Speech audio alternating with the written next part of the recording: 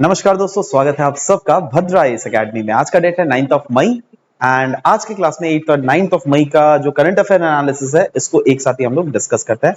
आगे बढ़ने से पहले again let me remind you that नीचे description section of this video में you will be getting the link of PDF which you can directly be able to download it from directly from there. चलिए सबसे पहले यहाँ पे news देख लेते हैं। हम लोग बात करेंगे असम सिट्रोलेना के बारे में। सिट्रोनेला क्या है ये देखो, ये एक लेमन ग्रास ऑयल है, ध्यान से देखना। राइट, मैं जस्ट आई टेक 1 मिनट। या सो ये है क्या, ये एक लेमन ग्रास ऑयल है, बहुत ज्यादा हाई क्वालिटी का। सिट्रोलेना पता है किसके लिए इस्तेमाल किया जाता है? ये जो ग्रासेस आपको दिख रहा है, ये ग्रासेस, इन्हीं ग्रासेस को एक्सट्रैक्ट करके सिट्रोलेना बनाया जाता है। और सिट्रोलेना का यूजेजेस अगर देखिएगा, यूजेजेस देखिए, आप खुद समझिएगा दैट कितना कॉस्टली होता है। ध्यान देखिएगा, इसका यूजेज क्या किया जाता है? एसेंशियल ऑयल्स बनाने में किया जाता है, राइट। परफ्यूम्स बनाने में किया जाता है। एक छोटा सा परफ्यूम, पता ही है कितना कॉस्ट, महंगा महंगा परफ्यूम बिकता है, राइट। और ये बहुत अच्छे क्वालिटीज ऑफ परफ्यूम इससे बनता है। इंसेक्ट्स रिपेलेंट भी इससे बनाया जाता है एंड एरोमा थेरेपी में भी इसका बहुत ज्यादा मेडिकल यूटिलिटी भी इसमें है, right. And yes, this is the citronella glass which is growing in the Assam वाला पार्ट एंड इसकी क्वालिटी अगर देख लीजिएगा बहुत अच्छा होता है। इसीलिए ये इसको मतलब अभी न्यूज में था असम सिट्रोलेना, ये अगर देख लीजिएगा ट्रॉल एंड पेरिनियल ग्रास, मतलब 12 महीने ये ग्रासेस हमको देखने को मिलते हैं। उस ग्रासेस से हम लोग एक्सट्रैक्ट करते हैं। ये ऐसे ग्रासेस होते हैं जो क्या हाइट में अगर देखिएगा 2 मीटर्स तक हमें एक्सटेंड होते हुए दिखते हैं। North eastern region of India where the climate is ideal for its growth, it is also grown in other parts of Asia, Africa and South America as well. Next बात करेंगे Assam Tribune का, ये दूसरा news था जिसमें बात की जा रही थी राजबाला दास के related. Rajbala Das, she is a very very prominent figure if I talk about the history of Assam per se and history of India. ये एक पायोनियर थी in women higher education in Assam, right. मतलब अभी जो women higher education in Assam देख लीजिएगा ना, it would not have been possible अगर प्रोबेबली इनका कंट्रीब्यूशन नहीं होता। तो ना सवाल होता है दैट क्या इन्होंने कंट्रीब्यूशन कर दिया भाई? देखते हैं। देखो राजबाला दास, ये जो है ना, इनका बिलीफ था, क्या क्या बिलीफ था अच्छे से देखिएगा। Women's education is a priority, women की जो एजुकेशन है दैट शुड बी प्रायोरिटी। देखो मैं एक बात पहली बता दे रहा हूं, जब आप असम पीसीएस का एग्जाम दे रहे हो, specifically for those students who are appearing for this year mains, let me tell you, if anything comes regarding women empowerment, then yes this is the point. अभी जो आर्टिकल डिस्कस कर रहा हूं ना, this is the point which you need to reflect in your copy. If you are reflecting, then trust me, I promise that from my side, आपका जो number है ना, कद देखना कितना ऊपर भाग रहा है। क्यों? क्योंकि आप हिस्टोरिकल फिगर को एक तो रिप्रेजेंट कर रहे हो, वो भी कहां से? वहां से हिस्टोरिकल फिगर जो क्या ही she has played a very very important role in women's higher education in Assam. मतलब उनके बिना पॉसिबल ही शायद नहीं होता, राइट। सो यस, इनफैक्ट यहां पर तो बोला गया अनडाउटेडली उनका जो पहला प्रायोरिटी था वो था वुमेन का education should be the priority, right. But साथ ही साथ वो वुमेन को एम्पावर करना चाहती थी थ्रू एजुकेशन, राइट। क्योंकि अगर ऐसे हम लोग करें तो ही उनका मानना था दैट नेशन को प्रॉपर्ली बिल्डअप किया जा सकता है। एक्चुअली अगर आप देख भी लोगे, कहा जाता है दैट अगर कोई फैमिली की मर्द मतलब मेल पार्ट पढ़ा हुआ हो तो हाँ शायद उसका नेक्स्ट जनरेशन पढ़ा हो सकता है, ये। बट अगर कोई भी फैमिली का वुमेन अगर पढ़ा हुआ है ना, उसके आने वाले 5 जनरेशन पढ़े हुए आपको मिलेंगे, पढ़े लिखे हुए मिलेंगे। देखो ये कहा जाता है, right. The reason being whatever they think ना, दे थिंक लॉन्ग वाला term. Usually male counterpart think very short term aspects, right? But yes, again I'm not generalizing the things. There are exceptions in everywhere, every places. I do respect that, but yeah, this is what being said, right? In fact, इनकी एक autobiography है जिसमें उनको narrate किया गया है, उनके struggles को दिखाया गया है to get formal education in male dominated social framework. आप खुद सोचिए ना, यस मेल डोमिनेटेड। इनफैक्ट बहुत सारे ऐसे कॉलेजेस थे जिनकी ये काफी ज्यादा हेड पोस्ट में भी सर्व कर चुकी है, right. So yes, she is a very very prominent figure from Assam पर से। नेक्स्ट गाइस हम लोग बात करेंगे यहाँ पे वैशाख पूर्णिमा के बारे में, जो कि सेलिब्रेट किया गया था। Ministry of culture along with the international Buddhist confederation ने सेलिब्रेट किया था वैशाख पूर्णिमा, इसीलिए ये न्यूज में था ना। इसके बारे में अच्छे से देख लेते हैं, क्योंकि yes we should know about it. ये एक ऐसा सैक्रेड डे है, एक साल में आता है बुद्धिस्ट लोगों के लिए स्पेसिफिकली, बट हाँ पूरी इंडिया में इसको सेलिब्रेट किया जाता है। ऑल ओवर द वर्ल्ड, दुनिया भर में जो बुद्धिस्ट कम्युनिटी है स्पेसिफिकली इसको बहुत धूमधाम से सेलिब्रेट करती है। ये जो ऐसा दिन है ना, जो क्या मार्क करता है तीन prominent event from the Lord Buddhas life. Now what were those event? पहला तो है उनका बर्थ, दूसरा है उनका इनलाइटनमेंट, और तीसरा है उनका परिनिर्वाणा। ठीक है, तो इन तीनों को अल्टीमेटली एक ही दिन स्पेसिफिकली सेलिब्रेट किया जाता है in the form of Buddha Purnima, right? उनका birth, enlightenment and parinirvana, right? In fact अगर हम लोग वैशाख पूर्णिमा के बारे में डिस्कस करें थोड़ा मोड़ा, तो 1999 से इसको रिकॉग्नाइज किया जाता है by United Nations as UN day of Vaishakh. And ये साल जो था Vaishakh Buddhist Purnima is being celebrated on 5 May, क्योंकि पूर्णिमा तो अलग अलग दिन आती है, अलग अलग साल में अलग अलग समय आता है ना। The festival falls on the full moon day. मैंने बोला ना Purnima, that is full moon day. हर साल इसका सेम नहीं होता, अलग अलग साल अलग अलग दिन आता है, राइट? सो यस, तो ये पूर्णिमा के दिन ही पड़ता है in the Hindu month of Vaishakh. Vaishakh के हिंदू मंथ के समय जो पूर्णिमा के दिन, उसी समय हम लोग सेलिब्रेट करते हैं वैशाख पूर्णिमा। ठीक है, नेक्स्ट बात करेंगे हम लोग कर्नाटिक और हिंदुस्तानी म्यूजिक के बारे में, डिफरेंस ना। ये मैं ज्यादा आपको इसको डीपली नहीं डिस्कस करूंगा, क्योंकि of course you guys are very pro in that, I believe. Carnatic and Hindustani music में हम लोग डिफरेंशिएट क्यों कर रहे हैं? पहली बात तो हमें को ये समझना पड़ेगा। देखो, क्योंकि न्यूज में था कराईकुडी आर रानी, जिसको हम लोग कराईकुडी मानी भी बोलते हैं, ये एक लेजेंडरी मृदंगम विद्वान है who has dominated the Carnatic music scene for half a century, and he passed away recently. So that's why we are discussing about the basic difference between Carnatic music and Hindustani music की अगर बारे में बात करें तो yes, melodic instrument जो क्या Carnatic music में इस्तेमाल किया जाता है, वीणा, वायलिन, फ्लूट, उसके बाद और भी देखिए ना मंडोलिन, है ना, और भी क्या क्या है नाम देख लीजिएगा, शायद प्रोनाउंसिएशन प्रॉपर नहीं हो पाएगा मेरे से, बट या हिंदुस्तानी म्यूजिक में sitar, sarod, santoor, bansuri, shehnai, harmonium etcetera, these are the play thing. Percussion instrument में क्या क्या यूज किया जाता है, यहाँ पर परकशन इंस्ट्रूमेंट क्या क्या होते हैं, दो ड्रोन इंस्ट्रूमेंट, वोकलाइजेशन स्टाइल क्या होता है इन दोनों इसका, right? I'll just give you the PDF, just download it and yes, you can go through it, right? Similarly, music structure क्या होता है दोनों के, just go through it, right? Next we'll talk about the Bastille Day celebration. Now, Bastille Day celebration क्यों news में था? क्योंकि प्रधानमंत्री मोदी जी ने थैंक किया था फ्रेंच प्रेसिडेंट को, फ्रेंच काउंटरपार्ट को, for the invitation as a guest of honour at the France का Bastille Day celebration। ये नेशनल डे है फ्रांस का, इसको बोला जाता है, it is also known as Bastille Day, और इसको सेलिब्रेट किया जाता है जुलाई 14 को हर साल में। सवाल होता है Bastille है क्या? ये वर्ल्ड Bastille Day है क्या? ये Bastille Day देखो, ये एक फोर्ट्रेस प्रिजन है जो क्या लोकेटेड था in the heart of Paris, which had become a symbol of royal tyranny operation. In fact बोला जाता है दैट ये जो फोर्ट्रेस था ना, इसका जब फॉल हुआ था, the fall of Bastille is widely considered as the beginning of the French revolution, right? Fall of Bastille was the beginning of considered as the French revolution. French revolution तो आप सबको ही पता है भाई, वर्ल्ड हिस्ट्री में कितना ज्यादा important है ये, right? In fact the event also mark the beginning of period of intense violence and social upheaval, जो क्या फ्रांस में हमें देखने को मिला था in the form of this French revolution. Next बात करेंगे बहुत ही ज्यादा इंपॉर्टेंट टॉपिक। ये इंपॉर्टेंट टॉपिक इसलिए है क्योंकि अगर क्लाइमेट चेंज को रिलेटेड एस्पेक्ट्स देख लीजिएगा, yes we often talk about these aspects, and this aspect that we am talking about here is heat index. IMD, Indian Meteorological Department ने announce किया plan to launch a composite index next year, जिससे measure किया जा सके impact of heat on India's population. तो सवाल होता है हीट इंडेक्स है क्या?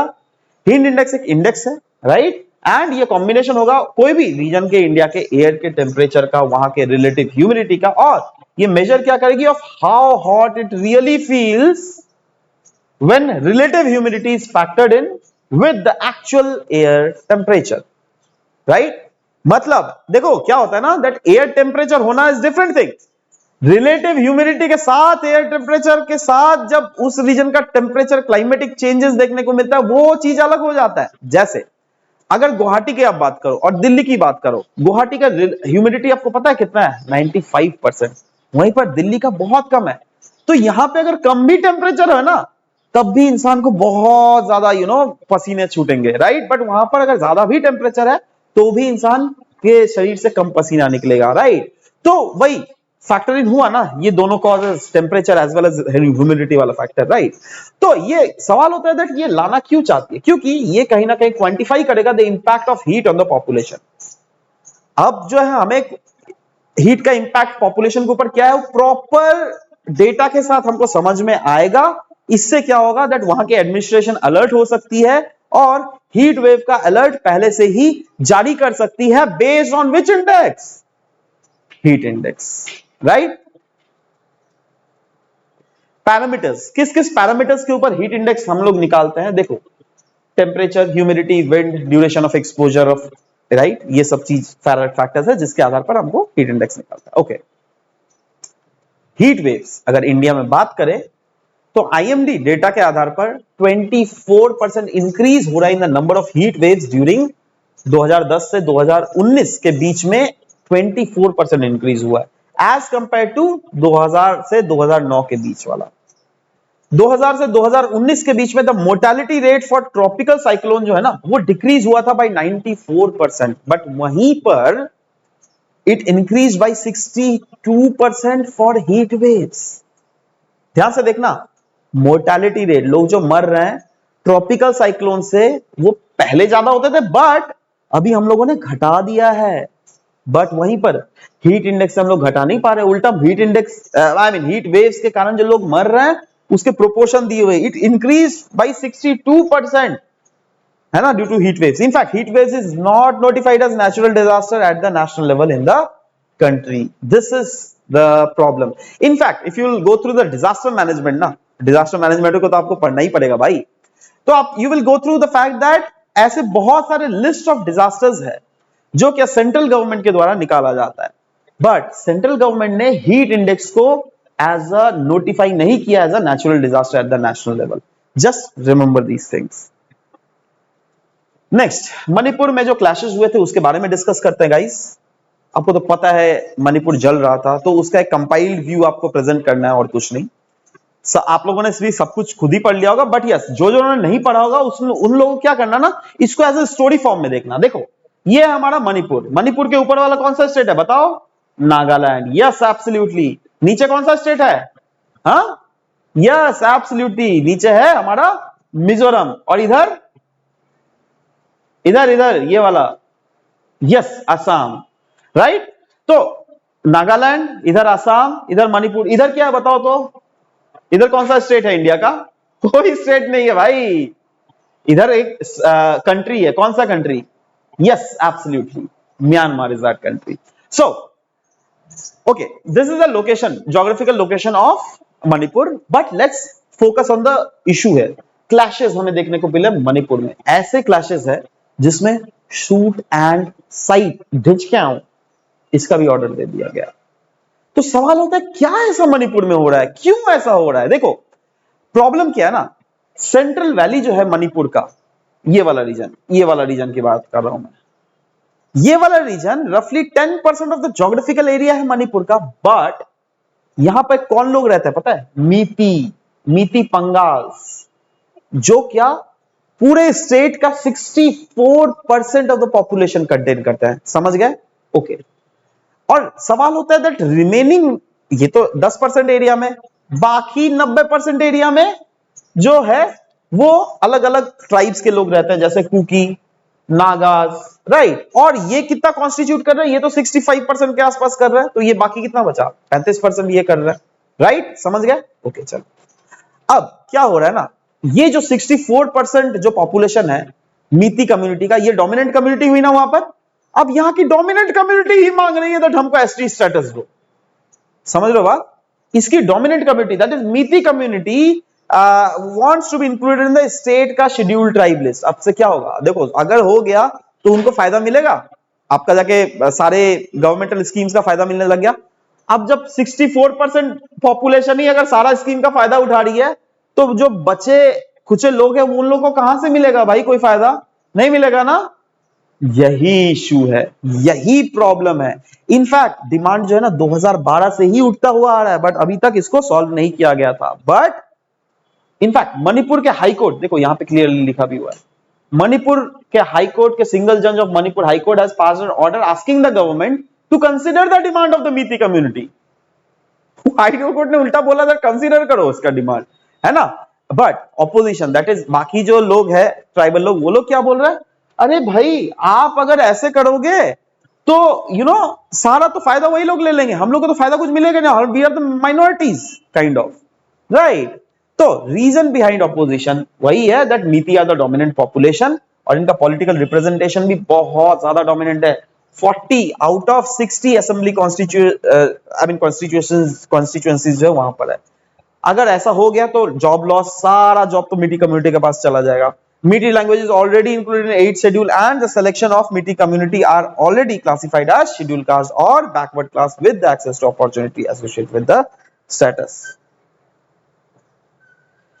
Washington Declaration is again a very important aspect, guys. We should know about it. Now, what is Washington Declaration? किसके द्वारा साइन किया गया था? एक्चुअली देखो साउथ कोरियन प्रेसिडेंट जो है ना, वो यूएस के विजिट में थे, है ना, 70th anniversary of US south Korea बना रहे थे, तो इसी विजिट के दौरान इन दोनों कंट्री ने साइन किया है वॉशिंगटन डिक्लेरेशन। ये वॉशिंगटन डिक्लेरेशन एक एग्रीमेंट है जिसको साइन किया गया यूनाइटेड स्टेट्स और किसके बीच में, नॉर्थ या साउथ, साउथ कोरिया। याद फिट कर लो दिमाग में, राइट। और ये क्या करती है, ज्वाइंट न्यूक्लियर डिटरेंस स्ट्रैटेजीज ये लोग बनाती है, न्यूक्लियर डिटरेंस स्ट्रैटेजी बनाती है। कुछ अदर मेजर्स अगर देख लीजिएगा, deployment of American nuclear ballistic submarine in the Korean peninsula, formation of nuclear consultative group to formulate principles of joint response tactics, strengthening of South Korea's nuclear deterrence capabilities, ये सबको खैर enhance किया जाएगा इस pact के through, right. बात करेंगे PMLA, that is prevention of money laundering act. देखो अकाउंटेंट्स, चार्टर्ड अकाउंटेंट्स के ऊपर थोड़ा नकेल कसने के लिए सेंटर फाइनेंशियल ट्रांजैक्शंस में कुछ चेंजेस ला रही है, और ये रूल्स नए बनाए जा रहे हैं। इन रूल्स के तहत कोई भी चार्टर्ड अकाउंटेंट या फिर कोई भी कंपनी सेक्रेटरीज जो होते हैं, they will now be required to go through the know your company process before, अगर कोई भी कमेंसिंग वर्क कर रहे हो। अगर आप सोचो कोई, अगर आपका कोई बिजनेस है और आपका बिजनेस को कोई चार्टर्ड अकाउंटेंट हिसाब कर रहा है, राइट, तो they should go through this KYC, know your customer, उनको भी जाना पड़ेगा। और इससे क्या होगा, सरकार को पता चलेगा दैट आपका अकाउंट को कौन रेगुलेट कर रहा है। समझ लो बात। So it implies accountants are now reporting entities if they are managing their client money। मतलब आपका अगर कोई सीए मैनेज कर रहा है तो यस, सरकार आपसे नहीं पूछेगी, आपके सीए से पूछेगी। ऐसे प्रोविजंस आएंगे, है ना। सो इसका सिग्निफिकेंस क्या हुआ, the move aims at curbing the fraudulent practices by which accountant allegedly help their clients to launder money. अब क्या हो रहा है, कोई भी अपना सीए आपका काम कर देता था, CA was not accountable, but responsible कौन था, अल्टीमेटली सीए ही ना करता था। इधर अब देखो ना, ऐसा एक कहावत है, पता है, I am not demeaning any CA here, है ना, let's be very respectful to their profession, but ऐसा कहावत है दैट एक नॉर्मल इंसान शायद 1+1 को 2 बोलता है, राइट, बट वही अगर एक सीए से पूछोगे तो सीए बोलेगा 1+1 को आप क्या बनाओगे, आप 3 बनाना चाहते हो, 4 बनाना चाहते हो, मैं बना दूंगा, कैसे भी झोल मोल करके बना देंगे। समझ लो, मतलब मेरा बोलने का मतलब है दैट ये लोग मैनिपुलेट बहुत ज्यादा करते हैं अकाउंट्स को, ठीक है, बट अभी इस प्रोसेस से उनको मैनिपुलेशंस में जो है नकल कसा जाएगा, राइट। सो यस, ये क्रिमिनल लॉ है which is enacted to prevent the money laundering. ऐसा तो बोल तो रही है सरकार मनी लॉन्ड्रिंग, बट हाँ नॉर्मल लेवल्स में भी, जिससे मनी को ज्यादा इधर उधर ना किया जा सके, राइट। तो इससे करने से ऑफ कोर्स प्रॉपर्टी को कॉन्फिस्केट किया जा सकता है। It forms the core of legal framework and of course the provision जो है इस एक्ट के they are applicable to all the financial institutions जिसमें RBI, mutual fund, insurance companies, financial intermediates कोई भी हो, सब में ये इंप्लीमेंट होगा, राइट। बात करेंगे हम लोग पीएम केयर्स फंड के related. PM cares fund, PM cares का फुल फॉर्म क्या है? प्रधानमंत्री prime ministers citizen assistance and relief in emergency situations fund, that is PM cares fund. इसने रिसीव किया इतना crore from the foreign donations, है ना, लास्ट फाइनेंशियल में। सो इसको लॉन्च कब किया गया था? 2020 को जब कोविड आया था, राइट। क्योंकि तब एम यही था दैट इस जो भी पैसे कलेक्ट होगी इससे पैंडेमिक को रिड्रेस किया जाएगा। ये एक प्राइवेट फंड है जो कि यूज किया जाता है in the description of prime minister and fund trustees and does not form a part of government of India का accounts. No, government of India का अकाउंट का ये पार्ट ही नहीं है, ध्यान से रखना। PM of India is the ex officio chairman of the fund, याद रखना ये सब। और डोनेशंस अगर देखोगे पीएम केयर्स फंड को, ये किस किस में क्वालिफाई करते हैं? अगर आपने अपना डोनेशन दिया ना पीएम केयर्स फंड में, तो आप इनकम टैक्स एक्ट 1961 के तहत आप पूरा एग्जम्पशन लेने के लिए एलिजिबल हो। To be counted as corporate social responsibility under the companies act of 2013, मतलब कोई कंपनी अगर देती है अपना पैसा तो उसको सीएसआर के अंडर लाया जा सकता है। It has also got exemption under the FCRA, foreign contribution redressal act, अगर देख लीजिएगा उसके अंडर इसको एग्जम्पशंस भी मिलता है and separate account for receiving the foreign donations has been opened as well. So this is all about the discussion that we had for this very session guys. मिलते हैं आपके साथ कल के एक नए सेशन में with new set of current affair and till then thank you for listening to the whole videos. If you like these videos please I would request you guys to share with your all your friends and चलिए इसी के साथ मिलते हैं next class में। Bye bye, take care.